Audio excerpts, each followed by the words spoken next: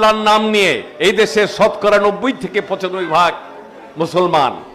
সুতরাং আমরা যদি এটা মনে রাখি এবং আমরা মনে প্রাণে কাজ করি, তাহলে আমরা এই জাতীয় পার্টি যেমনি ক্ষমতায় ছিল তেমনি ভাবে আমরা আজকে তার কথা মনে পড়ে আমাদের প্রিয় নেতা।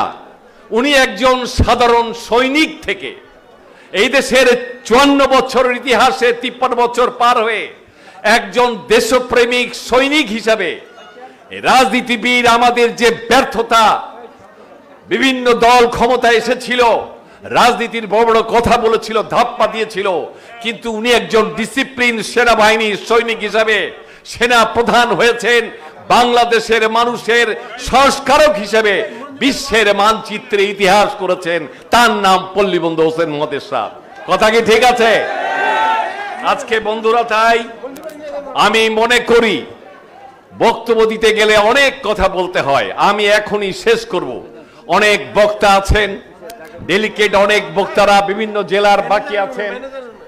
আমি আপনাদের বলতে চাই, বন্ধুরা আমার, জাতীয় পার্টি এই দেশের স্বাধীনতার 53 বছর পরে স্বাধীনতা পেয়েছি, স্বাধীনতার স্বাদ জনগণ এখনো পায় নাই।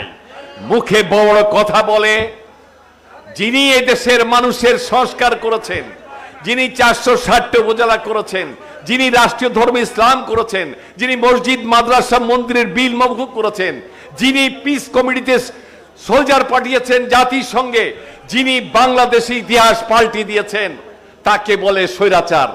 উনি স্বৈরাচারের এক ভাগও না, আর যারা বলে তারা হলো 1000% স্বৈরাচার। কথা কি ঠিক? তাই বন্ধুরা আমার, আজকে আসুন মহান আল্লাহর নাম নিয়ে আমরা এই জাতীয় পার্টি 1982 সালে রাজপথে 72টা রাজনৈতিক দলকে রাজনৈতিকভাবে প্রতিহত করে জাতীয় পার্টি প্রথমে ছিল জনদল, জাতীয় ফ্রন্ট, 18 দফা, তারপরে হয়েছে জাতীয় পার্টি। আপনারা জানেন যারা পুরাতন নেতা কর্মীরা আছেন। বন্ধুরা আমার, আজকে তাই আমাদের সামনে আমাদের ভারপ্রাপ্ত চেয়ারম্যান, একজন সফল, সারা বিশ্বে যার দায়িত্ব দিয়েছিলেন সাবেক সফল পররাষ্ট্রমন্ত্রী ব্যারিস্টার আনিসুল ইসলাম মাহমুদ, এবং তার নেতৃত্বে, এবং আমাদের সাবেক মহাসচিব এবিএম রুহুল হাওলাদার নেতৃত্বে, এবং আমাদের পার্টির মহাসচিব মুজিবুল হক চুন্নুর মাধ্যমে গোটা দেশকে এই জাতীয় পার্টির আজকে কাউন্সিলের মধ্যে দিয়ে আগামী দিনের, আগামী 3 মাসের, এই আজকের থেকে 3 মাসের মধ্যে আমাদের এখানে প্রধান অতিথি বিশিষ্ট রাজনীতিবিদ আনোয়ার হোসেন মঞ্জু ভাই, শেখ শহীদুল ইসলাম এখানে আছে।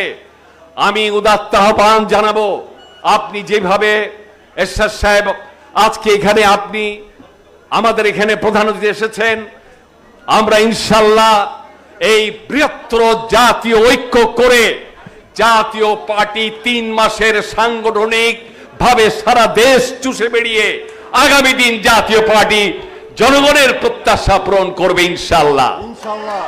আমি আজকে আর সময় নেব না, আমি এই কথা বলে বৃহত্তর জাতীয় পার্টি এবং যৌথ নেতৃত্বে এই দল ইনশাল্লাহ জনগণের প্রত্যাশা আমরা পূরণ করব।